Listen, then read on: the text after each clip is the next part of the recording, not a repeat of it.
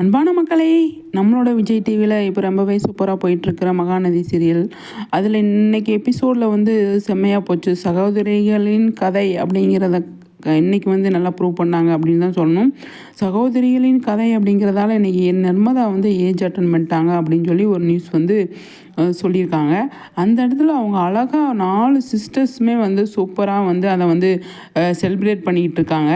அது மட்டும் இல்லாமல் எல்லாருமே வந்துட்டு சோசியல் மீடியாலையுமே அவங்களோட இன்ஸ்டா பேஜில் வந்து நம்ம கங்காலேருந்து காவேரியிலேருந்து எல்லாருமே வந்துட்டு அதை அழகாக ஷேர் பண்ணியிருக்காங்க. அது நல்லா இருந்ததை பார்க்குறதுக்கு. அதே மாதிரி நர்மதா வந்தோடனே என்ன சொன்னாங்க அப்படின்னா, நான் வந்து கலெக்டரே ஆனாலும் நான் வந்து உனக்காக நம்ம வீட்டுக்காக என்னோட அக்கா தங்கச்சிங்களுக்காக கண்டிப்பாக வந்து நிற்பேன் அப்படின்னு சொல்லி சொன்னாங்க. கங்காவுக்கும் பயங்கர ஹாப்பி. காவேரியெல்லாம் அதை விட பயங்கர ஹாப்பியாக இருக்காங்க. அவங்க சிஸ்டர்ஸ் 4 பேர், அதாவது சகோதரிகளின் கதை அப்படின்னு கொண்டு வந்ததில் நிஜமாகவே அவ்வளோ ஒரு அழகாக வந்து இந்த ரைட்டர் அழகாக வந்து ஒவ்வொரு டைலாக்கும் சிஸ்டர்ஸ் உட்காந்து பேசுகிறது எல்லாமே வந்து சூப்பராக எழுதியிருக்காங்க. அதை எக்ஸ்பிளைன் பண்ணி நடிக்க வச்சுருக்காரு பாருங்கள் நம்மளோட டைரக்டர் சார். உண்மையாக பாராட்டணுங்க. அந்தளவுக்கு சூப்பராக வந்து எல்லாத்தையுமே கேஷுவலாக உட்காந்து பேசுகிற மாதிரி அவங்க வந்து ஆக்ட் பண்ணியிருப்பாங்க நிஜமாவே. அது மாதிரி அதுக்கப்புறமா வந்து விஜய் வந்து இந்த பக்கம் ரெடி ஆகிட்டு இருக்கார் இல்லையா, அதை மாமா அவங்க இப்போ குமரன் மாமா வந்து இந்த பக்கம் பயங்கரமாக வந்து சந்தோஷமாக இருக்கார். அதே மாதிரி நிவின் வந்து பயங்கர ஹாப்பியாக இருக்கார். அதே மாதிரி நம்மளோட விஜய் வந்து மாமி வந்து சொன்னோன்னே பயங்கர சந்தோஷமாகிறாரு.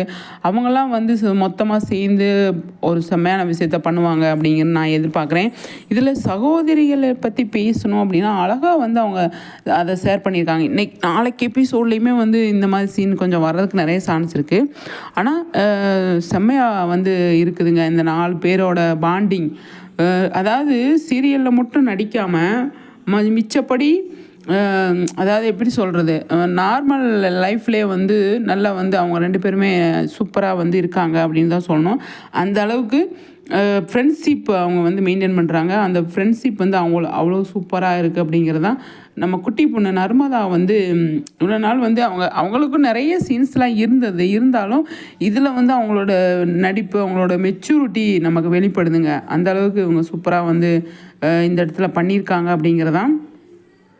இந்த இடத்துல நர்மதா வந்து இங்கே இருக்கிறதுனால கொஞ்ச நாள் கழித்து இவங்களை மாற்றிடுவாங்களோ அப்படின்னு சொல்லி எனக்கு தோணுது. இந்த நர்மதா பொண்ணை ஏஜ் அட்டன் பண்ணிட்டாங்க, கொஞ்ச நாள் யூஸ் பண்ணிவிட்டு அதுக்கப்புறமா வந்து கொஞ்சம் பெரிய லவ் அந்த மாதிரி சுச்சுவேஷனில் கொண்டு வரப்போ இவங்களை சேஞ்ச் பண்ணிவிட்டு புது ஆர்டிஸ்ட்டு உள்ளே வர்றதுக்கு நிறைய சான்ஸ் இருக்குது. மகாநதி எப்படி கொண்டு போகிறாங்க அப்படின்னு சொல்லி தெரியல. 500வது எபிசோடை தாண்டியிருக்காங்க. 1000வது எபிசோடு போனால் செம்மையாக இருக்கும் அப்படிங்கிறது தான் நம்மளோட எதிர்பார்ப்பாக இருக்குது இல்லையா.